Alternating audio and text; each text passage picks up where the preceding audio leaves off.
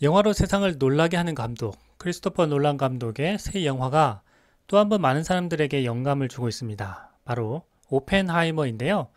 1950년대 전후 세계를 큰 변화로 몰아넣었던 천재적인 인물 오펜하이머에 대한 이야기입니다. 인류는 오펜하이머로부터 원자폭탄을 얻게 되었고, 원자폭탄이 없던 세상과는 완전히 다른 질서로 세상을 살게 되었습니다. 저는 영화를 보면서 우리 시대 원자폭탄과 같은 어마어마한 영향력을 가진 인공지능을 다루는 천재 일론 머스크에 대해서 또 한 번 생각하게 되었는데요. 오펜하이머란 천재가 무척 혼란스러웠던 당시 시대를 어떻게 살아냈는지, 그리고 수학, 과학, 물리학을 어떻게 접목시켜서 원폭이라는 발명품을 만들어내었는지, 이런 점들에 관해서 주목하며 보게 되었습니다. 그리고 우리 시대 원폭만큼 큰 영향을 가진 인공지능을 어떻게 다루어야 할지에 대해서도 깊이 생각해보는 기회가 되었습니다. 오펜하이머는 핵폭발 장면과 함께 다음과 같은 문구로 영화를 시작합니다. 프로메테우스는 신드레브를 훔쳤다. 그리고 인간에게 주었다. 결국 그는 바위에 쇠사슬로 묶인 채 영원히 고문을 받아야 했다. 라고 말이죠. 개인적으로는 3시간 넘게 이어진 긴 영화임에도 불구하고 엄청난 몰입감으로 잠시도 자리를 뜨지 못하게 했던 크리스토퍼 놀란 감독의 걸작이라고 생각했는데요. 많은 학자들은 인류가 불을 발견하면서 인간의 문명이 급격히 발전했다고 생각하고 있습니다. 불은 물질이 산소와 화합해서 연소하는 현상입니다. 불은 연소 과정에서 빛과 함께 열을 발생시키는데요. 인류는 이 열을 이용해서 새로운 문명을 일으키게 되었던 거죠. 인간은 선사시대에 불이 제공하는 열로 무서운 추위를 견디게 되었고, 다른 동물들로부터 공격도 막아낼 수 있었습니다. 불로 음식을 익혀 먹으면서 기생충과 세균에 의한 질병을 예방할 수 있게 됐고, 소화가 잘 되어서 에너지 효율도 높아지게 되었습니다. 익힌 음식은 소화가 잘 되기 때문에 육식과 채식이 가능해져서 인류가 이용할 수 있는 식량의 스펙트럼이 넓어졌습니다. 불로 인간 신체의 에너지 효율성도 높아졌기 때문에 인류의 생존에 필요한 식량의 양이 줄어들며 인간의 개체수도 증가하게 되었습니다. 불을 사용함에 따라 식량 문제를 해결하게 되었고, 인구수가 증가했고, 인류 문명이 탄생하게 되는 원동력이 되었습니다. 이후 인류는 불을 이용해서 대단한 발전을 하게 되었습니다. 인류에게 저녁 시간에도 활동이 가능하게 해주었고, 엄청난 잉여 시간을 제공해서 인간 문명의 탄생을 이루도록 한 것입니다. 중세에 이르러 불은 산업혁명의 원동력이 되었습니다. 이전까지 불의 열 자체만을 활용하던 인류는 르네상스라는 대혁명을 거치면서 과학의 발전으로 열 에너지를 운동 에너지로 바꾸려는 시도를 하게 됩니다. 바로 1705년 영국의 토머스 뉴커먼이었는데요. 그는 물을 끓여서 발생하는 증기의 압력으로 피스톤을 움직이는 장치를 발명했습니다. 산업혁명을 일으킨 증기기관이 탄생한 것입니다. 하지만 뉴커먼의 증기기관은 증기를 내뿜고 나면 실린더가 금방 식어버렸습니다. 열 효율이 낮은 단점이 있었는데요. 이 문제를 해결한 사람이 바로 제임스 와트입니다. 우리에게는 와트가 더 유명하죠. 제임스 와트는 열 효율을 어떻게 하면 높일 수 있을까 하는 기나긴 고민 끝에 드디어 해결책을 발명하게 되었는데요. 직접 기계를 움직이는 피스톤과 동력을 제공하는 부분, 그러니까 물을 끓여서 수증기를 모으는 부분을 따로 분리하면 실린더가 금방 식지 않아서 열 효율이 높아질 것이라고 생각한 것입니다. 이렇게 해서 제임스 와트의 실용적인 증기기관이 탄생하게 되었습니다. 한쪽에서는 계속 물을 끓여서 수증기를 모으고, 실린더는 지속적으로 피스톤 운동을 반복하면서 증기기관 효율성이 폭발적으로 높아지게 된 것입니다. 이로 인해서 인류는 불로 물을 끓이는 방식만으로도 수백 명분의 노동력을 한 번에 얻을 수 있게 됐습니다. 대량 생산이 가능하게 된 거죠. 인류 역사상 생산성이 처음으로 폭발하게 된 순간이었습니다. 토머스 뉴커먼이 발명하고 제임스 와트가 개량한 증기기관은 이후 석탄을 캐고 기차를 움직이며 방직기계를 움직이게 하는 등 거의 모든 산업 분야에 적용되면서 산업혁명이 일어나게 되었습니다. 결국 산업혁명이란 것은 불의 열 에너지를 운동 에너지로 전환하는 에너지 전환 혁명이었던 것입니다. 인류는 증기기관 발명 이후에 다시 한번 불의 혁명을 맞게 되었는데요. 1866년 독일의 에른스터 베르너 폰 지멘스는 아주 새로운 실험에 성공했습니다. 자석의 양극 사이에 코일을 넣고 빠르게 회전시키면 어떤 힘이 발생한다는 것을 발견하게 되었는데요. 바로 전기였습니다. 자기장의 움직임을 통해 전기를 만드는 교류 발전기를 발명한 것입니다. 지금까지의 인류 에너지 역사를 정리해 보면 처음에 단지 불의 열 에너지만을 이용했지만 이후에 불이 제공하는 열 에너지를 운동 에너지로 바꾸고 다시 운동 에너지를 전기로 변환하는 방법을 찾아낸 것입니다. 1878년 독일의 요한 지그문트 슈케르트는 린더호프 궁전에 전구를 밝히기 위해서 지멘스의 교류 발전기를 사용했습니다. 물을 데워서 증기를 만든 뒤에 증기기관을 실린더에 통과시켜서 실린더를 움직이고 교류 발전기에 연결해서 코일을 회전시키면 전기를 발생하는 데 성공한 것입니다. 이렇게 만들어진 전기로 린더호프 궁전 곳곳에 설치한 전구에 불을 밝히면서 역사에 길이 남게 되었는데요. 이것이 바로 인류가 최초로 발명한 화력 발전소이기 때문입니다. 당시 미국에서는 동력을 비교적 쉽게 얻을 수 있는 수력 발전이 대세였는데요. 뉴욕과 대도시에서 높은 건물이 하나둘씩 지어지면서 전구를 밝히려는 전력 수요가 기하급수적으로 늘어나게 됩니다. 결국 수력 발전만으로는 전력 수요를 감당할 수 없게 되자 화력 발전이 전기 생산의 주력으로 자리 잡게 되었는데요. 그 과정에서 화력 발전의 연료로 사용되는 석유도 주요 에너지원으로 부각되게 되었습니다. 자, 여기까지는 인류 문명의 발전을 위해서 불이 긍정적으로 사용되었는데요. 인간의 욕심이 극에 치달으면서 인류는 세계대전이라는 비극 속으로 들어가게 되었습니다. 1933년 아돌프 히틀러가 독일 총리에 취임하면서 비극은 시작되었습니다. 게르만 우월주의를 내세우면서 민주적 절차에 의해 선출된 히틀러는 인종주의를 정치적인 도구로 이용하면서 유대인을 탄압했습니다. 독일에서 활동하던 유대인 학자들은 나치의 억압을 피해서 망명길에 올라야 했는데요. 헝가리 출신의 물리학자인 에드워드 텔러와 유진 위그너도 미국으로 도피해야 했습니다. 1934년 미국으로 건너간 두 물리학자는 레오 실라르드를 만나서 히틀러가 핵무기를 개발하고 있다는 정보를 알려주었습니다. 실라르드는 이 소식을 듣고 미국 정부에 알려야 되겠다라고 생각했지만 자신도 망명한 과학자였기 때문에 먼저 미국에 와서 자리 잡고 있었던 알베르트 아인슈타인을 찾아가서 도움을 청하게 됩니다. 아인슈타인은 실라르드가 작성한 편지에 자신의 서명을 더해서 당시 미국 대통령이었던 프랭클린 루즈벨트에게 보냈는데요. 편지를 받아본 루즈벨트 대통령이 전문가들에게 핵 개발 가능성을 검토하도록 지시하면서 오펜하이머란 영화가 시작하게 됩니다. 1939년 독일이 폴란드를 침공하면서 제2차 세계대전이 발발하자 루즈벨트 대통령은 즉각 핵무기 개발을 지시했고 1941년 맨해튼 계획이 공식 출범하게 되었습니다. 프로젝트의 중심에 있던 로버트 오펜하이머와 많은 수학자, 물리학자, 공학자들이 미국 전역에 분산된 연구소에서 핵폭탄 개발을 진행했습니다. 이후 맨해튼 프로젝트가 성공하며 1945년 일본 히로시마와 나가사키에 두 발의 원자폭탄을 투하하면서 제2차 세계대전은 마무리되었습니다. 오펜하이머는 이후 원자폭탄이 인류를 멸망시킬 수 있는 위험에 대해서 강조했는데요. 미국의 라이벌로 부상한 소련은 1949년 미국에 이어 두 번째로 핵실험에 성공하면서 냉전 시대가 시작되게 되었습니다. 핵무기의 등장으로 냉전은 고착화되었고 각국 정부는 전쟁 발발 시에 세계가 공멸할 수 있다는 위기의식에 사로잡혔는데요. 1953년 미국의 드와이트 아이젠하워 대통령은 평화를 위한 핵이란 연설을 통해서 전 세계 국가가 핵을 평화롭게 사용해야 한다고 강조했고 핵의 평화적인 사용 방법에 대한 국제적인 논의가 진지하게 진행되면서 국제원자력기구 IAEA가 설립되게 되었습니다.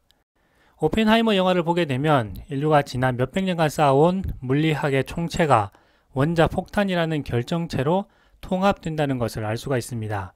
당대 최고의 수학자와 물리학자 그리고 공학자가 모여서 끊임없이 가설을 세우고 검증하고 실험하면서 양자역학이라는 새로운 분야를 현실 세계로 이끌어내는 데 성공한 것입니다.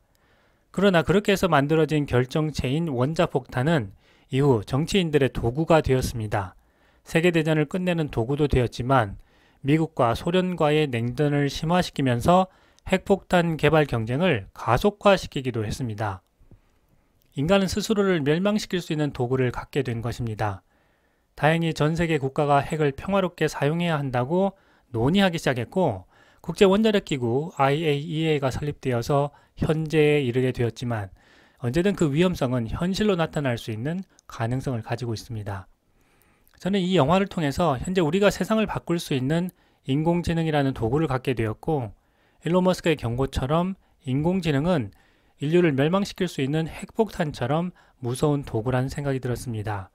인류 문명을 새로운 단계로 발전시킬 수도 있지만 인류 문명을 끝낼 수도 있는 프로메테우스의 불이 원자폭탄에서 인공지능으로 모습을 바꿔 우리 앞에 놓여 있다고 생각합니다.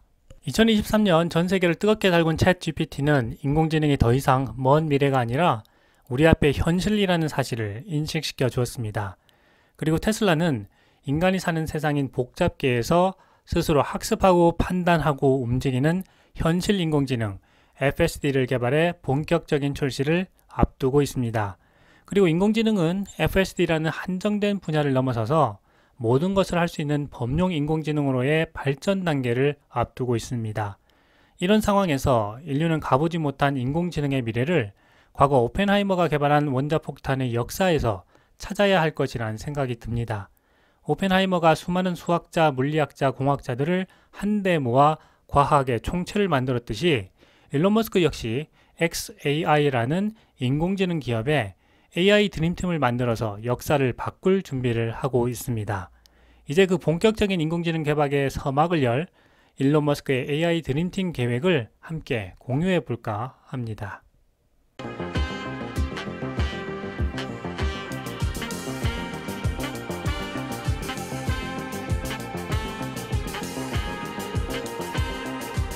인공지능 업계에서는 일론 머스크의 xAI가 인공지능 핵폭탄이라는 이야기가 나오고 있습니다. 일론 머스크가 만든 인공지능 회사 xAI의 드림팀이 만들어지고 있어서인데요. 최근 트위터 스페이스에서 일론 머스크와 xAI 공동 창립자들이 모여서 인공지능 개발 방향에 대해 다양한 이야기들을 나눴습니다. 이번 트위터 스페이스에서의 이야기들이 특히 주목받은 이유는요. 일론 머스크의 인공지능 회사 xAI 설립 이후 외부로 전혀 구체적인 내용이 소개되지 않았기 때문입니다. 어떤 식으로 회사가 구성이 되고 테슬라와 스페이스X 그리고 트위터를 비롯해 뉴럴링크와 보링컴퍼니 등과 구체적으로 어떤 형태로 시너지를 창출해 나갈 것인지 궁금해하는 투자자들이 많기 때문입니다. 그래서 이번 트위터 스페이스에서 일론 머스크와 공동 창립자들이 나눈 이야기들을 자세히 살펴보겠습니다. 일론 머스크의 드림팀은 화려합니다. 딥마인드와 오픈 AI의 전 엔지니어이면서 GPT 3.5 개발 프로젝트에 참여했던 언어 모델에 대한 큰 열정을 가지고 있는 이고르 밥슈킨, 딥마인드와 구글의 전 소프트웨어 엔지니어이면서 생물정보학을 전공하고 강화학습 모델을 연구한 마누엘 클로이스, 구글 전 연구원이면서 수학을 컴퓨터 코드로 변환하는 논문을 발표했던 토니 우, 구글 전 선임연구원인 크리스티안 세게디, 토론토 대학 조교수이면서 제프리 힌튼 박사의 제자인 지미 박, 구글 딥마인드의 연구 엔지니어인 토미 플랜, 테슬라 슈퍼컴퓨팅과 기계학습 부문에서 기술 프로그램 매니저를 맡았던 노스 노르딘, 오픈 AI의 전 엔지니어였던 카일 코식, 마이크로소프트 리서치에서 연구를 했던 그렉 양, 구글 딥마인드의 연구원이었던 구동장, 그리고 구글 브레인의 연구원이었던 지항달까지 정말 대단한 인물들이 모였습니다. 일론 머스크는 먼저 xAI에 대해 소개하면서 창립 멤버들이 xAI에서 어떤 것을 추구해 나갈지 직접 듣는 것이 의미가 있을 것 같아 자리를 마련했다고 했습니다.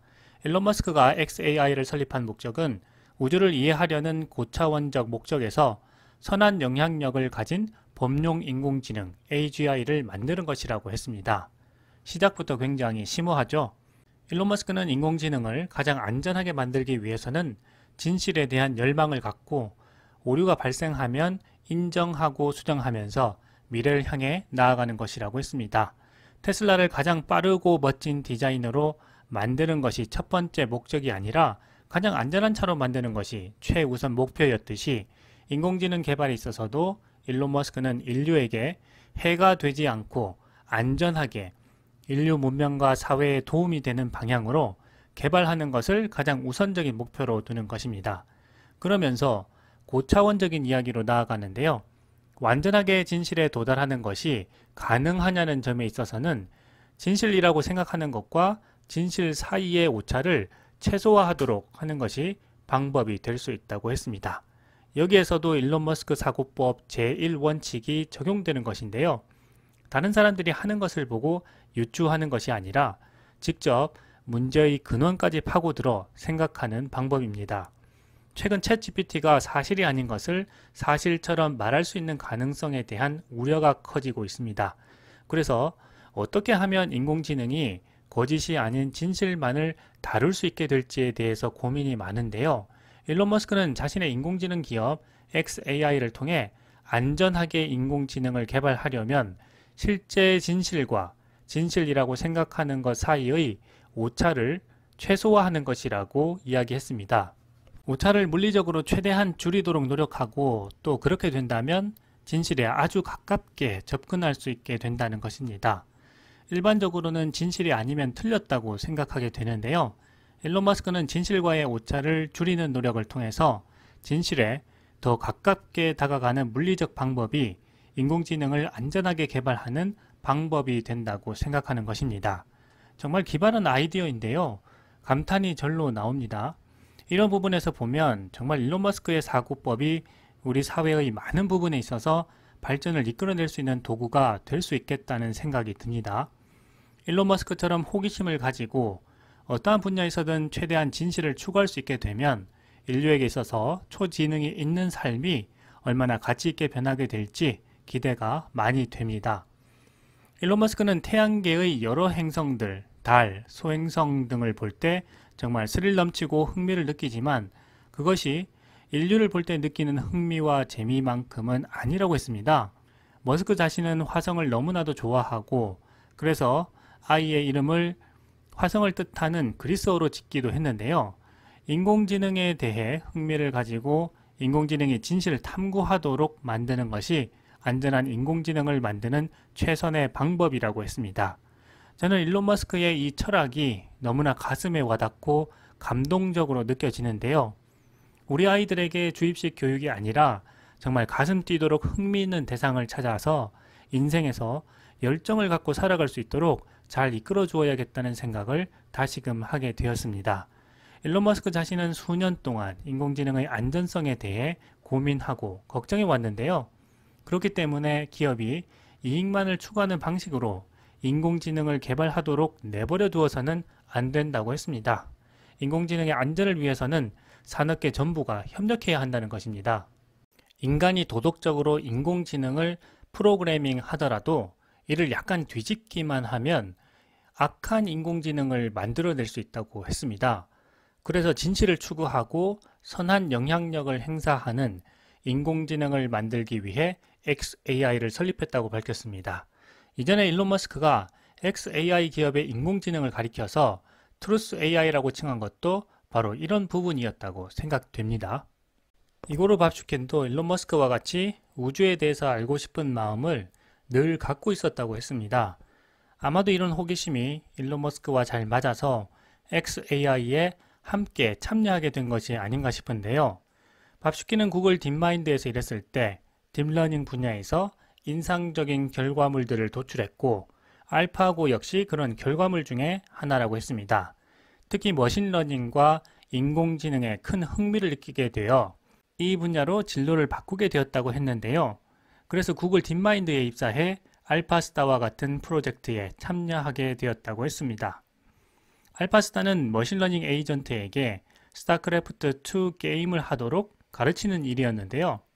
비록 프로젝트는 마무리되었지만 정말 재미있었던 경험이라고 했습니다.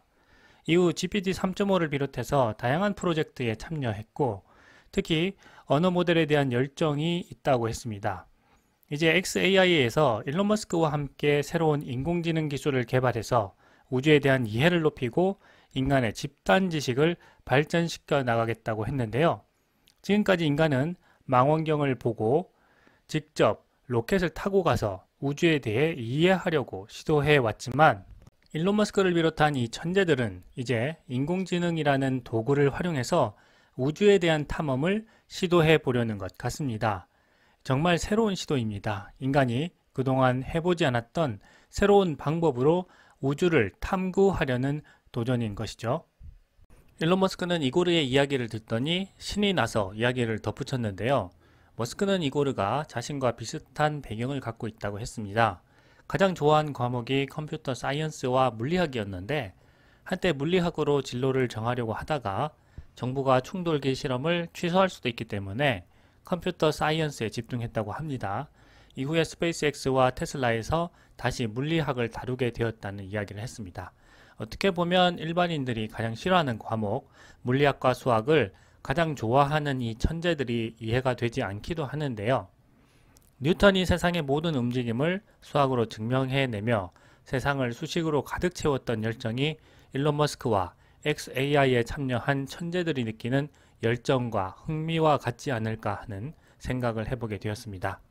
일론 머스크는 물리학과 정보 이론이 현상을 이해하는 데 있어 가장 도움이 되는 분야라고 했습니다. 지구에서 보이지 않는 힘인 중력을 계산해서 중력을 이길 추력으로 로켓을 지구 궤도로 발사하고 다시 착지점을 정확히 계산해서 역추진 엔진을 가동하는 펠컨의 모든 움직임이 바로 물리이론 속에 담겨 있기 때문입니다. 이어서 마누엘 클로이스는 xAI에 합류하기 전에 6년 동안 구글 딥마인드에서 일을 했다고 합니다. 이거르와 함께 알파스타 같은 대규모 강화학습 에이전트를 구축하는 엔지니어로서 일을 했다고 하고요. 인공지능이 가장 어려운 문제를 해결할 수 있는 훌륭한 도구가 될 수 있기 때문에 오랫동안 인공지능에 대해 관심을 가져왔다고 했습니다. 처음에는 생물정보학을 공부했다고 하는데요. 인공지능 개발을 위해 자신이 배운 생물정보학적 지식을 활용할 수 있을 거라고 했습니다. 우리가 흔히 신경망 훈련이라고 하는 것도 결국 인간의 뇌에서 반복적으로 일어나는 학습 활동을 물리적으로 구현한 것인데요. 이런 측면에서 마누엘 클로이스의 참여가 인공지능 개발에 큰 도움이 될 수 있을 것 같습니다.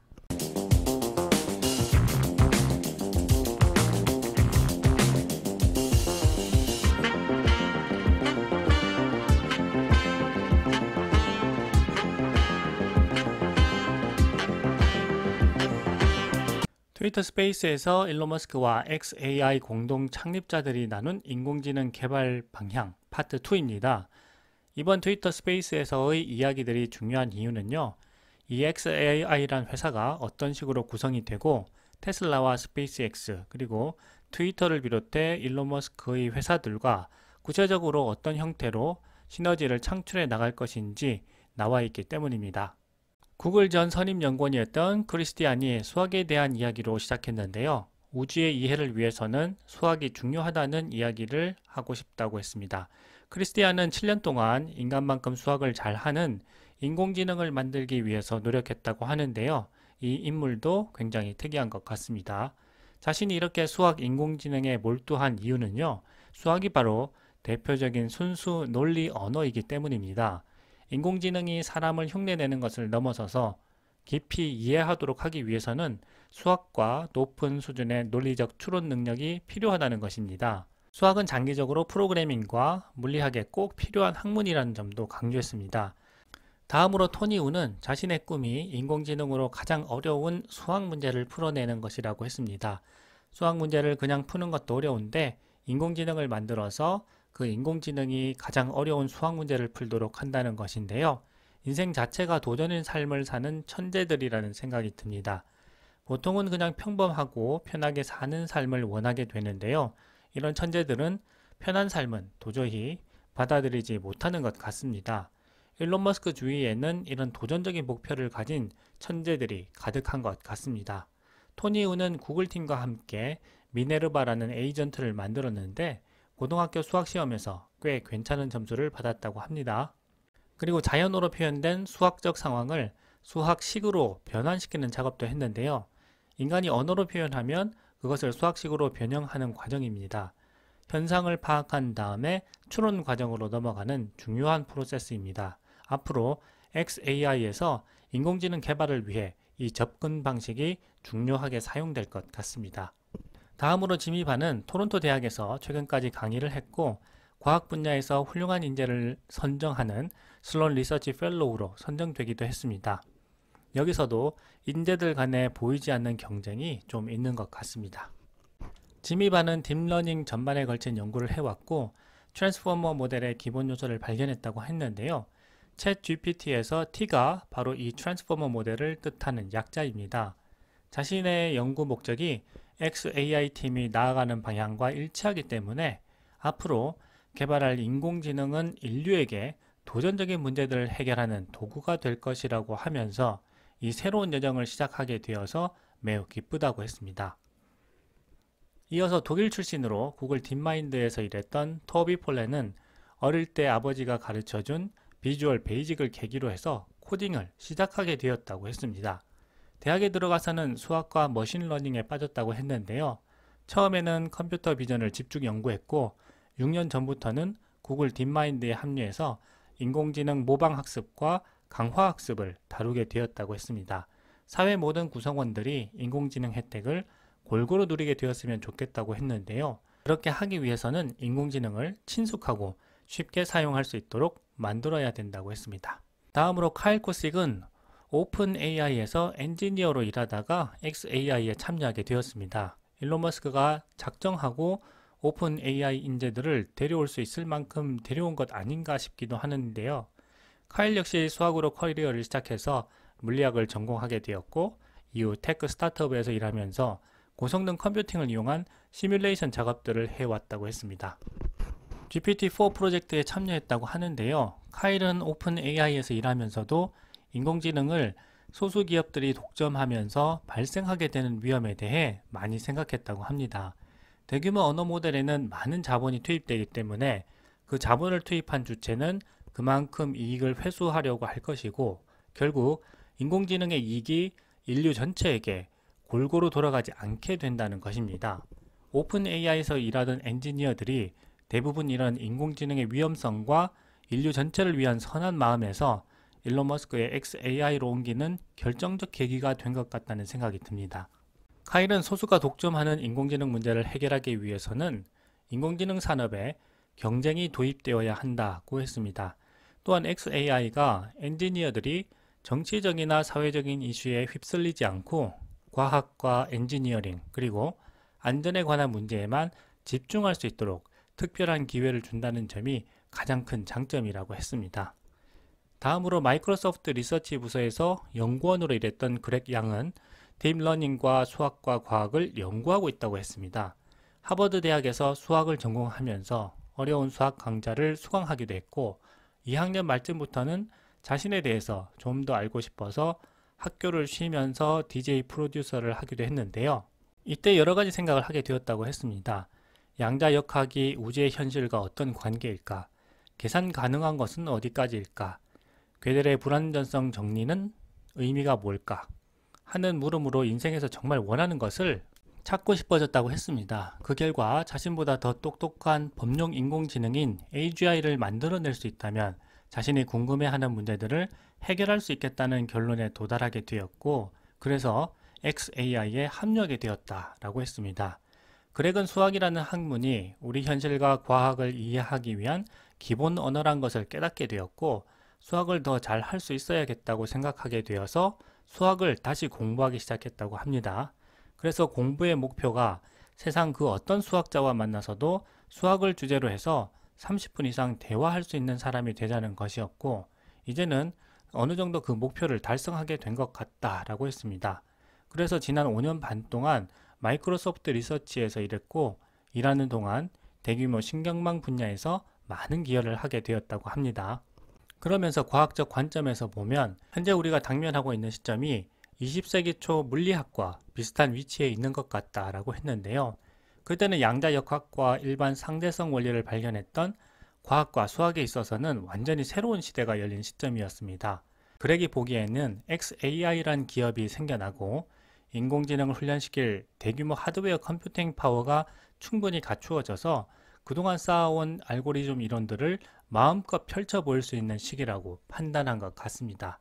20세기 초 양자 역학과 일반 상대성 원리를 발견했던 정말 물리학에 있어 새로운 시대가 열린 것처럼 인공지능 분야에 있어서도 급격한 발전이 이루어질 시점이라고 생각하는 것 같습니다. 저는 이 연구원들의 이야기를 들으면서 xAI에는 정말 여러 명의 일론 머스크가 있구나 하는 생각을 하게 되었습니다. 세상에는 일론 머스크가 한 명만 있는 것이 아니라 각 분야에서 우리가 잘 모르는 세상 속에서도 과학을 발전시켜 나가고 있는 여러 명의 일론 머스크가 있다는 사실을 알게 된다고 생각합니다. 정말 이런 인물들이 대단하다는 생각이 드는데요. 이런 열정적인 천재들이 모여서 만들어갈 xAI의 미래의 모습이 정말 기대되고 궁금해집니다. 다음은 구글 딥마인드 엔지니어였던 구동장입니다. 구동은 대규모 신경망 훈련 연구가 자신의 특기라고 했는데요. xAI에 오기 전에 구글 딥마인드에서 제미나이 프로젝트의 자동화 연구를 했다고 합니다. 그러면서 인공지능이 현재 우리 세대를 정의하는 기술이라고 했는데요. 앞서 다른 엔지니어들이 말했듯 인공지능의 혜택이 소수가 아닌 인류 모두에게 골고루 돌아가야 한다고 했습니다. 그래서 인공지능 개발은 단순히 성능이 좋은 모델을 훈련시키는 것이 아니라 신경망 학습이 어떻게 작동하고 또 어떻게 확장되는지를 이해하면서 인류가 그동안 풀지 못한 어려운 문제들을 해결해 나가야 한다고 했습니다. 다음은 구글 브레인에서 엔지니어로 일했던 지양 다이입니다. 지양은 중국 테크 기업 바이두에서도 일했다고 합니다. 지양은 다른 멤버들과는 다르게 학부에서 경영학을 전공했다고 하는데요. 이후 카네기 멜론 대학에서 박사학위를 받았습니다. xAI까지 오는데 10년이란 시간이 걸렸다고 했는데요. 일론 머스크의 드림팀에 참여하게 된 것을 정말 큰 의미로 받아들이고 있는 것 같습니다. 그동안 구글에서 일했다고 하고요. 레이블이 있는 데이터를 어떻게 하면 잘 활용할 수 있을까 고민하고 트랜스포머 아키텍처를 개선하는 역할을 했습니다. 지양 역시 자신이 이해하지 못하는 수많은 것들을 인공지능을 통해 발견하고 싶다고 했습니다. 다음으로 로슨 어디는 분산 시스템 구축과 확장에 집중해 왔다고 했습니다. 국립연구소에서 시작해서 팔란티어에서도 일했고 테슬라와 트위터를 거쳐 xAI까지 오게 되었다고 했습니다. GPU 클러스터를 확장하고 데이터 센터와 고속 네트워크 파일 시스템 및 쿨링 등 하드웨어적인 부분에서 큰 역할을 할 것으로 예상됩니다. 일론 머스크는 현재의 많은 기업들이 인공지능 개발 방식 방향이 크게 빗나가고 있다라고 했는데요. 현재 많은 기업들의 인공지능 개발 방식은 무차별적으로 많은 데이터를 주입하고 있어 성공적이지 못하다고 했습니다. 일론 머스크는 테슬라에서의 경험을 통해 꼭 필요한 데이터를 효율적으로 사용하는 것이 중요하다고 했습니다. 일론 머스크는 이것을 인공지능 학습에서의 데이터 큐레이션이라고 표현했습니다. 가장 훌륭한 소설을 읽는 것이 수많은 일반 소설을 읽는 것보다 훨씬 좋다고 비유한 것인데요. 그리고 많은 기업들이 트위터의 데이터를 미친 듯이 스크랩하기 시작해서 이것을 막기 위해 조회수를 제한할 수밖에 없었다라고 했습니다. 트위터가 인공지능 학습에 있어 얼마나 중요한 시스템인가를 이 부분에서 잘 알 수가 있습니다.